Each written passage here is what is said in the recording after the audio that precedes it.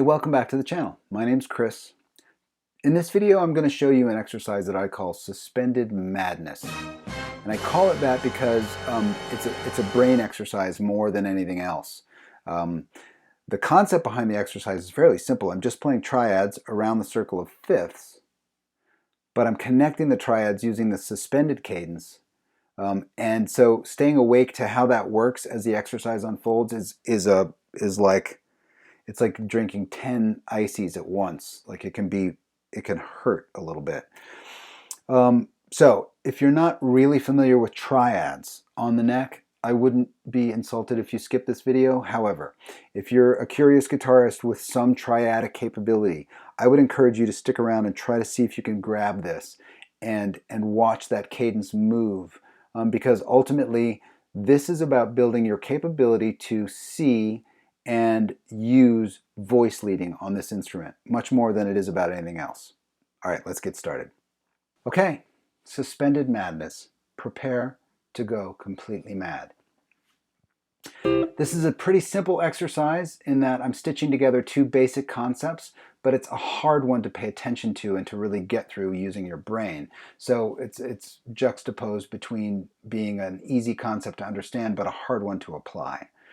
There are two elements here. We're going to use the circle of fifths. We're just going to be going down the circle of fifths using this set of strings, just major triads on the D, G, and B string.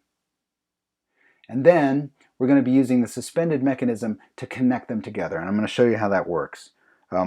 So here's the circle of fifths without the suspended mechanism, just on this set of strings.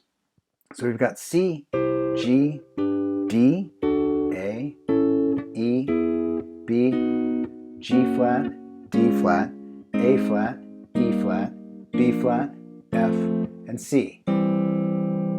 Don't worry about knowing that just yet. We're going to pull back and just sort of take it apart and get the cadence and the mechanism of the exercise down up here on these first three chords.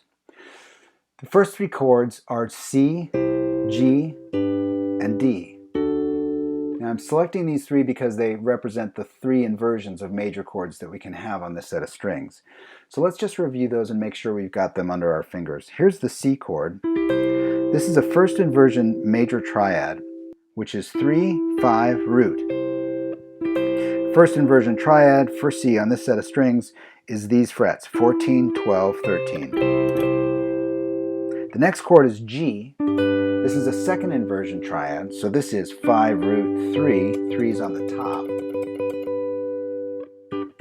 And for G, that's 12, 12, 12. The next chord is D. This is just a straight old root position triad. For D on this set of strings, that's 12, 11, 10, and the third is in the middle. The reason we need to know where the thirds are is because the suspended mechanism, if you don't know about it already, here's a great video on a primer for the suspended chords. The way it works is we've got a root 3-5 triad.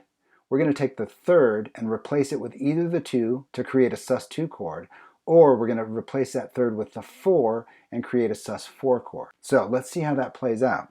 Here's our C chord. We're going to change this into a sus2 chord by taking the third down a whole step. So that looks like this, C, sus2. This chord right here, these voices are also G sus4.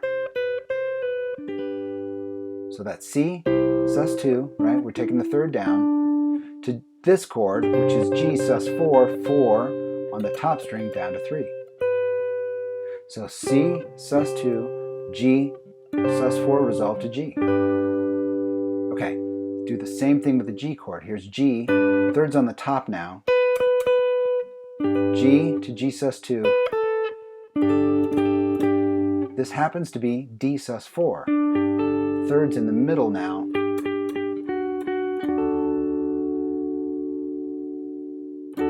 So let's just check that out again. C sus2, which is G sus4 resolved to G. G sus2 is D sus4 resolved to D. I'll just complete the cadence for you. D sus2 is also A sus4, third on the bottom now.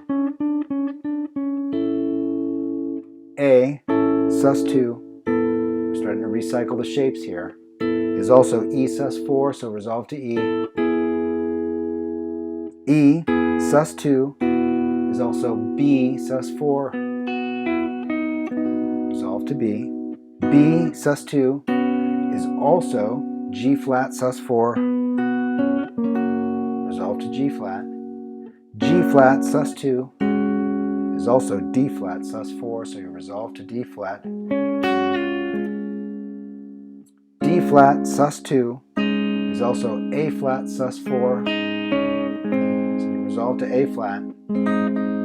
A flat sus2 is also E flat sus4, so you resolve to E flat. E flat sus2 is also B flat sus4. B flat sus2 is also F sus4, so you resolve to F. F sus2 is C sus4, so you resolve to C.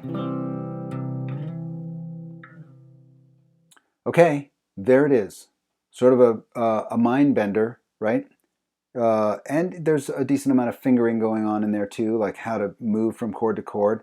But really, it's that brain freeze, that that brain work that's the most sort of taxing.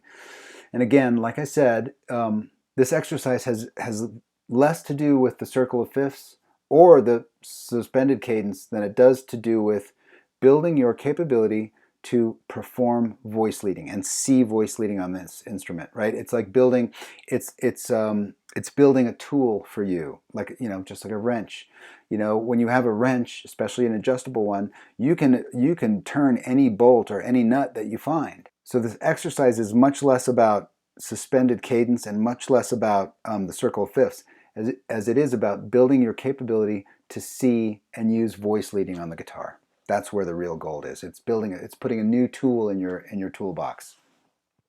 So you can see any other chord progression, any progression that you come across. Somebody gives you a chord progression, and then after you can develop this muscle, this tool, you look at the guitar and you're like, I cannot wait to try out some new chord voicings, and you're building chords together. Anyway, that's what it's all about. I've tabbed this whole thing out. That's on Patreon.